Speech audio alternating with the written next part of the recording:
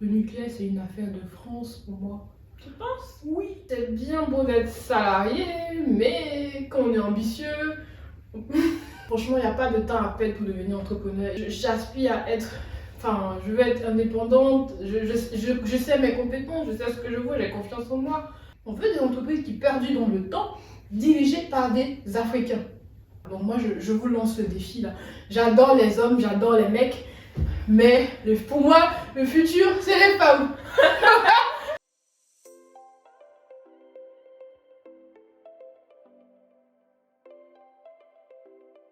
Je suis ivoirienne, j'ai fait à l'ISMA jusqu'en classe de terminale C, jusqu'en 2011.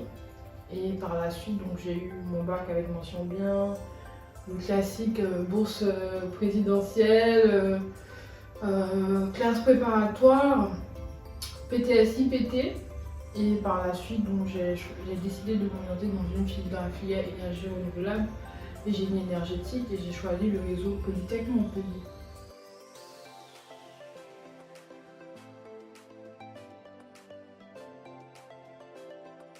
C'est l'amour, en fait j'avais l'amour des mathématiques, de la science physique, l'astronomie, j'avais l'amour de ces matières. Après je voulais faire pétrole énergie, et puis bon, quand il y a eu ces problèmes de réchauffement climatique, je dis bon, ce qu'on va faire, je fais génie énergétique, énergie renouvelable et un peu de nucléaire.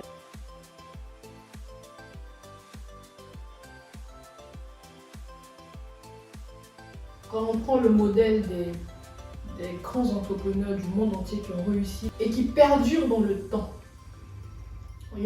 c'est un peu difficile de retrouver des films comme ça en Afrique. À part Dangote, il y a quelques industries, mais du Made in Africa dirigé par des Africains, il n'y en a pas beaucoup. Et il voit sa fille comme une femme, une grande femme dirigeante d'une grande entreprise qui va perdurer dans le temps. Il m'a dit ça commence maintenant. Il ne faut pas attendre à 50 ans, 60 ans pour le faire. Je dis il faut que d'abord je fais 3 ans d'exercice de métier pour bien nourrir, comprendre les rouages en entreprise, mûrir un peu le projet et puis me lancer. Donc en 2019, j'ai commencé par une UI. Et puis pendant que je bossais pour la région de Bourgogne-Franche-Comté, j'étais sollicitée aussi par d'autres sociétés. Je me suis dit, bon, peut-être que, parce qu'aujourd'hui en France, on peut être à la fois salarié et entrepreneur individuel. Donc je dis, bon, c'est pas grave, je vais discuter déjà avec mon employeur. Il a compris, il a dit non, ça ne me dérange pas. L'essentiel, il ne faut pas concurrencer nos activités. Si tu fais hydrogène ici, peut-être là-bas tu fais méthane ou autre chose. Ok, j'essaie d'organiser mon planning. Je leur ai dit, écoutez, oui, voilà ce que je fais, mais actuellement, moi je suis open pour travailler en tant que freelance. Donc ça se passait bien, j'ai commencé à signer mes contrats d'affaires. Et après, de entreprise individuelle. Donc en 2019, j'ai créé une entreprise individuelle. Et puis au fur et à mesure, en 2020, je me suis mis à 100% en freelance. Puis je suis passée en statut SARL en 2021. Et Ivoire Hydrogène est venu, écoute, tu bosses dans l'hydrogène, faut qu'on s'associe, qu'on bosse ensemble. Je dis ouais, moi je suis ok. En Afrique, les projets prennent du temps, mais je suis ok.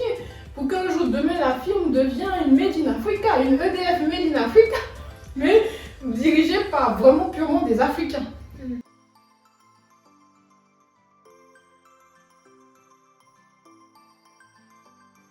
Il y a encore un autre projet qui est en cours pour produire l'hydrogène à partir de la chaleur qui va sortir en 2025, un électrolyseur où on n'aura que la chaleur. Aujourd'hui, dans les industries, ils produisent beaucoup de chaleur qui sont dissipées.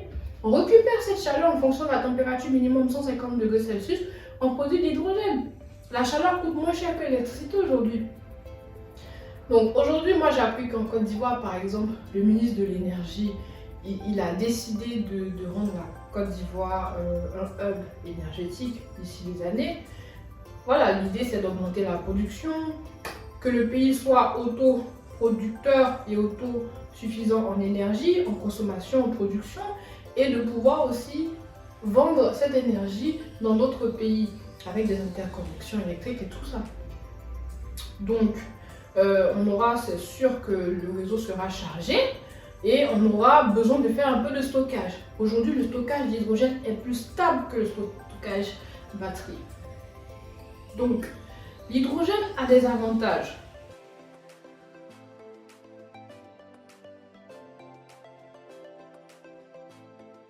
Pour vous dire, en France, dans le métier, on n'est vraiment pas beaucoup. Il y a des gros projets, il y a beaucoup de choses à faire. On cherche des talents. Ce qui me plaît aujourd'hui, il y a des industries pétrolières qui sont en train de créer des divisions de transition énergétique et qui ont besoin d'être accompagnées, mais il y a peu de compétences sur le marché. Les populations ne sont pas assez formées pour comprendre ce qui se passe et c'est pour ça qu'il faut beaucoup de formation, il faut beaucoup de sensibilisation, il faut intéresser les gens, créer, leur dire entreprenez, rêvez, faites des trucs, n'attendez pas forcément l'État. On parle d'énergie renouvelable, de transition écologique, pour eux c'est un grand mot. Ils comprennent pas.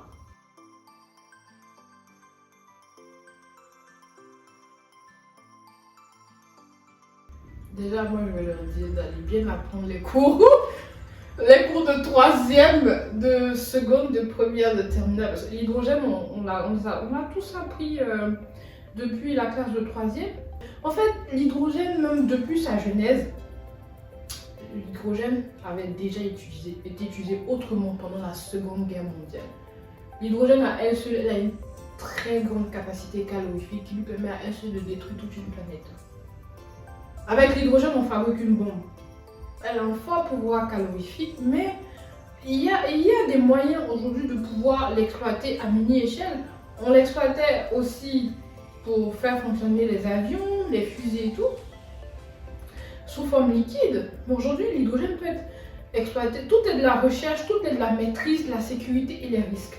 Et à chaque niveau d'utilisation, si on trouve des moyens de pouvoir maîtriser les risques et la sécurité, on peut l'utiliser dans tous les secteurs d'activité parce que l'hydrogène à lui seul est utilisé dans l'industrie, dans l'agriculture. Le H, le premier élément du tableau le premier élément chimique du tableau de Mendeleev se retrouve dans presque tout ce qu'on fait.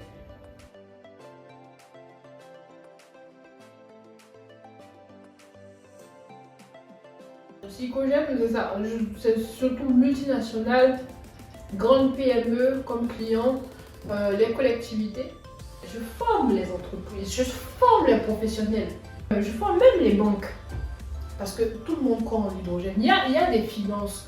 Par exemple, il y a une dame de la CIC qui dit je dispose de fonds pour l'hydrogène. Très bien. Mais je reçois des projets, je ne sais même pas comment évaluer le taux d'aide. J'ai mis en place un logiciel que je ne donne pas à tout le monde, que uniquement ceux qui se forment. Est-ce que tu te sens à l'aise pour parler chiffre d'affaires? Oui, oui.